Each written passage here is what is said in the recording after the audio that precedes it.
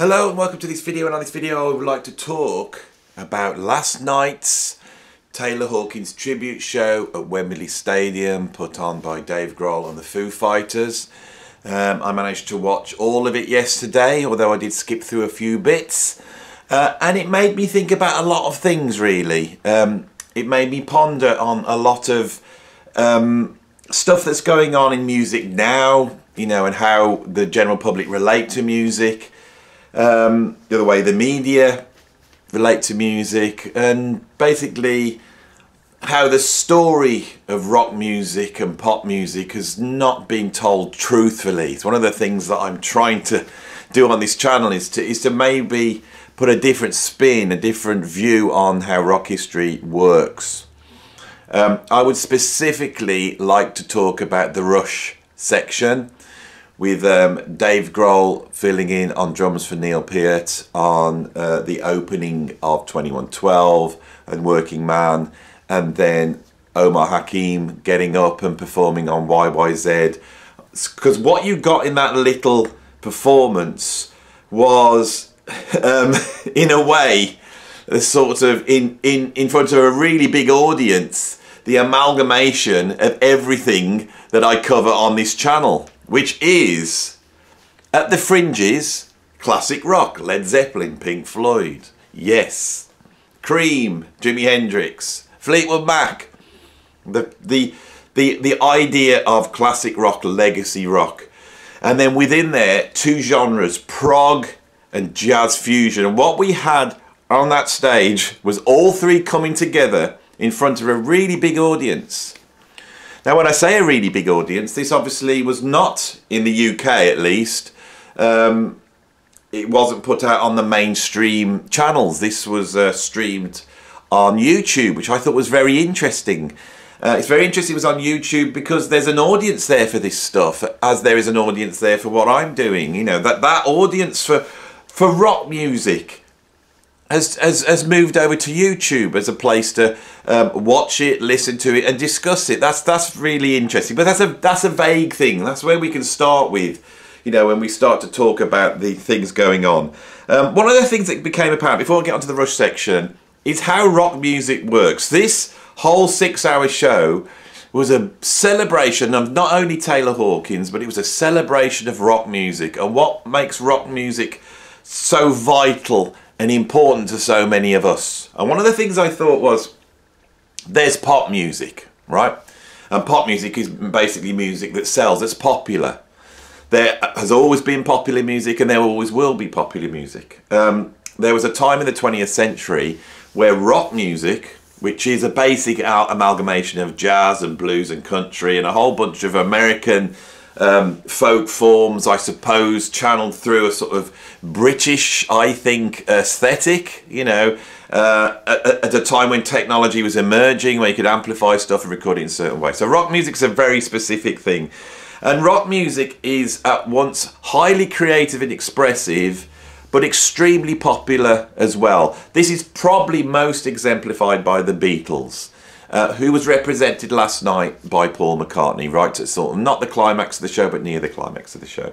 Rock music is the thing that has always made pop music serious, artistic, and valuable, right? I think that was something that came out for me.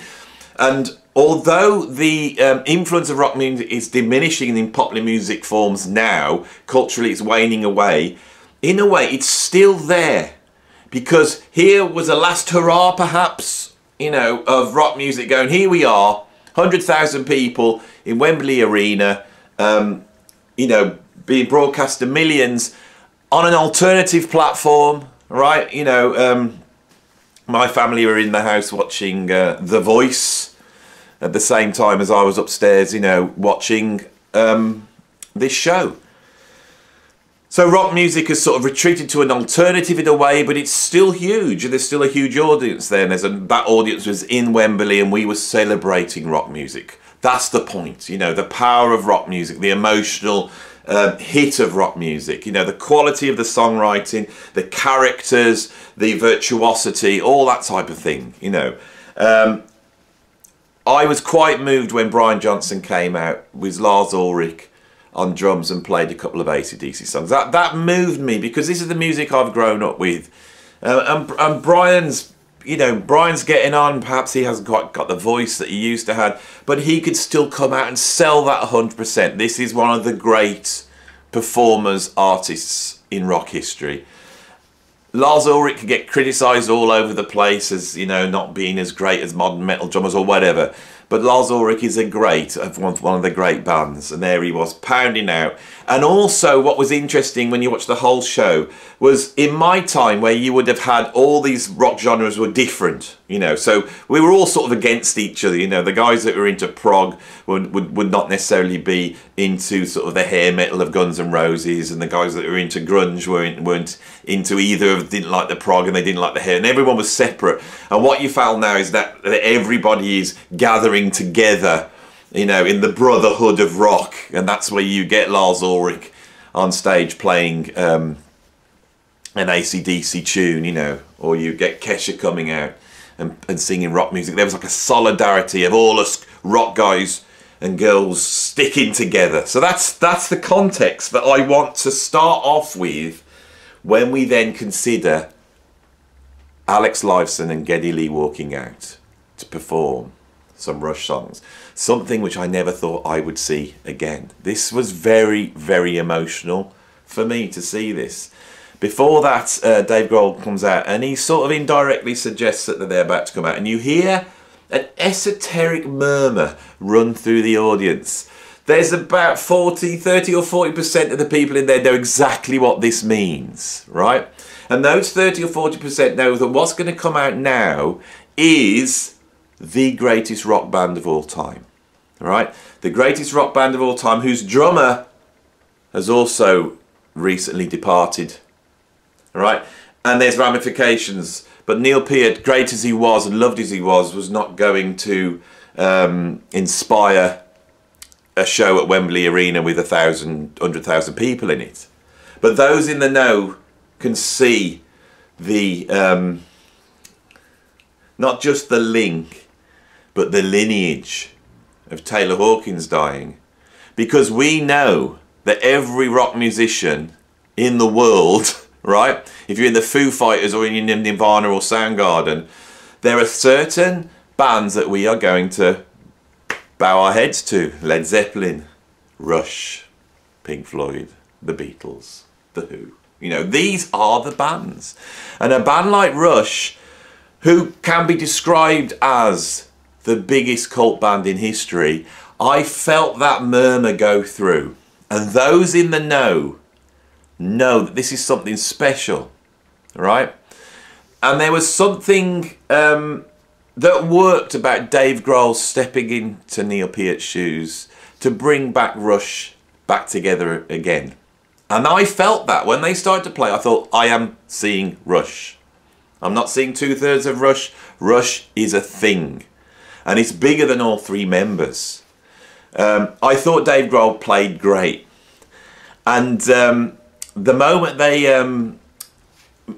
went into the overture of 2112, and that analog synth pad starts up, it was this incredible moment of prog, right? Prog suddenly showing its face in the midst of this huge spectacle, all right? And the audience hushed. Half the audience were going, oh my God, this is Rush. They're about to play the overture to 2012. And the other half are going, what's this? What's going on here? And then they kick in. And they kick in. And the choice of song, I mean, they could have come out and done Tom Sawyer, and people were going, oh, I vaguely know this band, you know, the ones who don't know who they are. But no, they went into one of the most out and out proggy, all over the place, complex pieces of music that Rush have ever done. I felt proud. I felt proud to have championed this music and listened to it, and I felt proud to be watching it and being able to see that, you know, and the emotion that carried on, knowing that Dave Grohl and Taylor Hawkins grew up with this music, as we all did. This is the source, this is the heart, and Rush are one of the greatest rock bands ever. That's what came across to me, that Rush are the real deal. I'd seen some other rock legends struggling earlier on, you know, to get through their tunes, and I didn't mind that because it went with the the whole essence of what this was about, but not Rush. Rush can deliver the goods. Geddy Lee is going to be able to hit those high notes and play the bass at the same time. Alex Lifeson's going to be able to chuck all that stuff out, all those guitar solos and all that stuff. And Dave Grohl did an incredible job, partly out of his love of that music and out of his own personality being able to cut through. All right. After doing the overture, they went into Working Man. All right.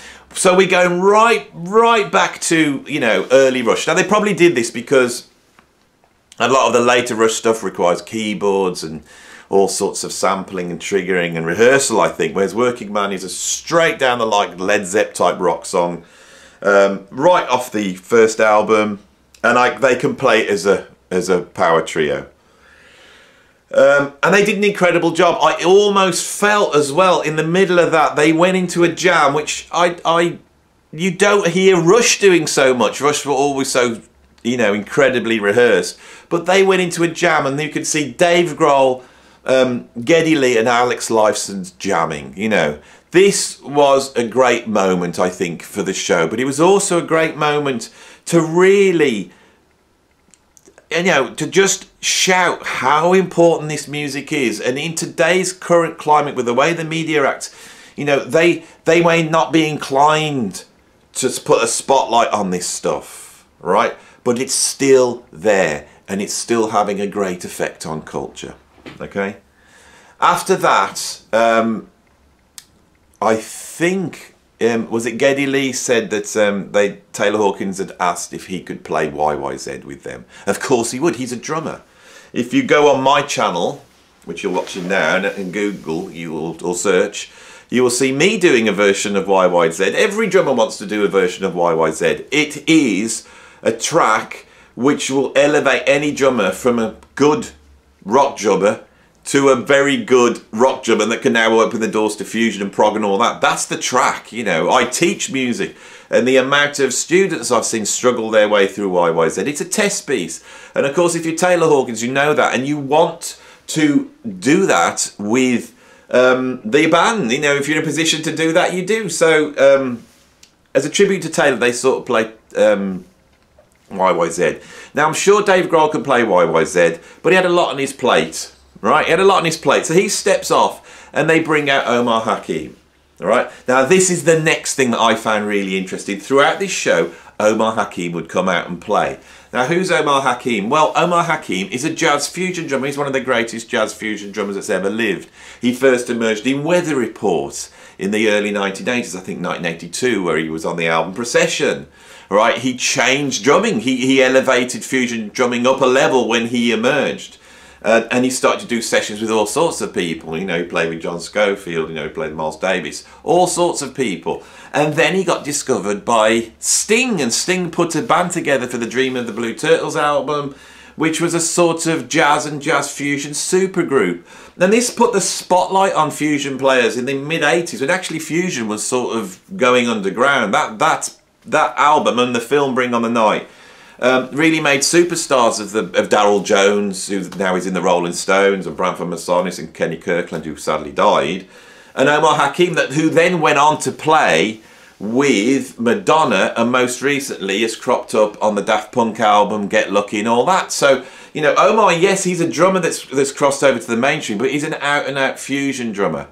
All right, so you know they need a guy to play YYZ. Now, Dave Grohl's the sort of guy that would have grown up with YYZ. I don't know whether Omar Hakim was. I'm sure he's aware of it. But fusion drummers and jazz drummers, especially American-trained fusion and jazz drummers, sometimes come up through a different, you know, route. But these drummers can play absolutely anything. That's what they do. They can play metal, thrash, funk, soul, reggae, garage, hip-hop. You know, they can play whatever you want. This is another level of virtuosity. Right, and as much as we love all these rock bands, watching them struggle that day, you know that with Omar, he can handle absolutely anything. It's a different type of musician to even a classic rock musician, right? To a Dave Grohl or a Taylor Hawkins. Omar's in a different category for me. So I knew that they thought they need a drummer to play YYZ, and he's not the obvious choice of all those drummers that were there. But he's the guy who's going to be able to do it and nail it in front of 100,000 people and 1 billion people watching it, you know. So Omar steps up and he plays it. Now what's really interesting is when I heard Omar play it, was his groove. Neil Peart played very straight on the money, right, straight down the line, almost like a classical approach to playing. Omar's got that deep down groove, so he was laying back. It was interesting to hear that. Go and listen to it. You could hear him laying back on the groove. And then when he came to those classic drum fills that are throughout YYZ, he treats it like a jazz drummer and he improvises on the form. Anyone who wants to hear this really done well, there's an album by the Bad Plus called Prog. And on that, they do a jazz piano trio version of Tom Sawyer where they improvise on the form. This is what jazz musicians do. And that's what Omar did. He improvised on the form. He didn't play what Neil Peart did note for note. He improvised his way through and it playing his way. When I got up this morning, which is what inspired me to do this video today, the amount of positivity about Omar doing that. There's so many prog fans on my sort of social network saying, oh my God, Omar really nailed it. Who'd have thought that, you know, there could be the clamouring of Rush reforming with Omar Hakim on drums? But is that a possibility now? I'm sure it's not. But in the minds of the people who watched it, that's an incredible thing for Rush fans to not be turning around going, oh, that was great. Obviously, you could tell the difference between the drumming and how Neil Peart would have done it, blah, blah, blah. You know, no one can fill his shoes. I didn't see that this morning. But of course, what we saw was classic rock and prog then coming up against jazz fusion. The esoteric. Esoteric. Double esoteric. Prog's the esoteric part of rock music. Jazz fusion is perhaps the esoteric part of prog. You know. You know, when Yes emerged in the early 70s, they're out on tour. And they're touring around and they're doing all this incredible music, and then they come across the Mahavishnu Orchestra and it blows their minds, and then you get Relayer. Is jazz fusion, and I'm not on about the Fuzaki funky stuff in the later 70s, I'm on about, you know, Miles Davis, Weather Report, Mahavishnu Orchestra, Tony Williams' Lifetime, Herbie Hancock, all that stuff. Is that not really the real esoteric heart of rock music?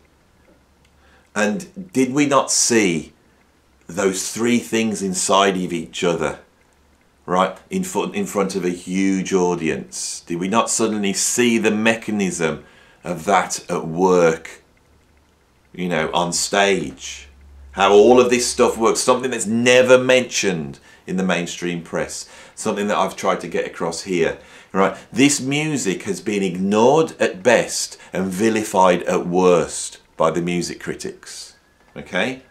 It's been put down as being, you know, indulgent, pretentious, you know, a hollow display of virtuosity, you know, musicians just showing off with no, you know, and all that type of stuff, whereas the musicians have been taking inspiration from it, because music is 50% music, right? It's something I haven't talked about on this channel, you know, the importance of the message of the music, the meaning of the music and the lyrics and all that. That's so important. And sometimes when you listen to someone like Bob Dylan, that's where the focus is, you know. And Bob Dylan doesn't even have to sing well to put his message across, because he is putting the importance of the lyrics in front of the beauty of his voice. And I really understand that, right? But then someone like Joni Mitchell can come along who gets all that, but has also listened to and appreciated the beauty of Billie Holiday and Ella Fitzgerald. She puts those two things together, and then we get the perfect marriage of music and lyrics, of feeling and meaning, right? Of hedonism, pleasure, and perfectionism, the grid, you know, the form and content, these two dialectics that are always in music. And I really believe the music critics, and then by that the mainstream media, do not understand this. They do not understand what's going on musically in the music. They don't understand that those punk musicians were listening to prog bands and taking influence from them. They don't understand that a lot of the 80s pop music was taking its influence from jazz fusion, right? They don't understand how dance music was taking its influence from obscure, you know, European prog music, or even John Coltrane, right? They don't understand these mechanisms, but they're there, and you saw them at work yesterday on the Taylor Hawkins, because Taylor Hawkins was the real deal, and that's why that happened. He was the real deal, and he could play, and he knew this, right? And the love that he sent out to other musicians while he was alive came back to him that day, which is why we saw Alex Lifeson, Dave Grohl, Geddy Lee, and Omar Hakim on stage celebrating his life by playing music that will always be there and never go away, right? It will never go away. Let's hope. Anyway, they are my thoughts on that show. That's what I thought. I hope you appreciated that. I wanted to say what I wanted to say, and I felt I've said it, so I haven't got anything more to say, so I'll move on. Just before I go, I've been plugging away at this channel for just over a year, and I've had enough success for it to be an enjoyable experience for me. My videos usually do around about the 500 views, but every now and then I get 2,000 views. But last week I put up a video on the greatest prog albums. Pretty obviously I knew that was going to do well. But at the moment we're looking around about 25,000 views. That's brought new viewers to the channel. So if you're a new viewer, thanks for watching, you know, and get into what we're doing here. You know, and when I say we, because have a look at the comments on my videos. It's all there, right? I sometimes get stuff wrong, you know. I'll get my dates wrong and I'll miss people out. And I don't know everything about all music, you know. I'm not some nerdy music fan that's got 300,000 albums behind me. I'm here because I'm a drummer that's played in bands. That's where I'm coming from. But there are nerdy, you know who you are, there's nerdy people down there and they've got the information. So we've got a mine of information, we've got so much going on. So I'm welcoming any new people who have come to the channel. If you have just recently come, you know, like and make a comment down below. And I just want to thank everybody who has supported me, because I do feel like it was a little milestone, you know, and that video's still getting bigger. So I'm hoping that video will now open this up a little bit more to a wider audience of people who are really interested in music. That esoteric thing that we saw on the Taylor Hawkins, you know, hidden underneath. That murmur that went out when Alex Lifeson and Geddy Lee's names were mentioned. That murmur that goes out from here, from my channel to all you guys. So anyway, I'm just waffling on now. I'm going to go and I'll see you on the next video, and thanks for watching.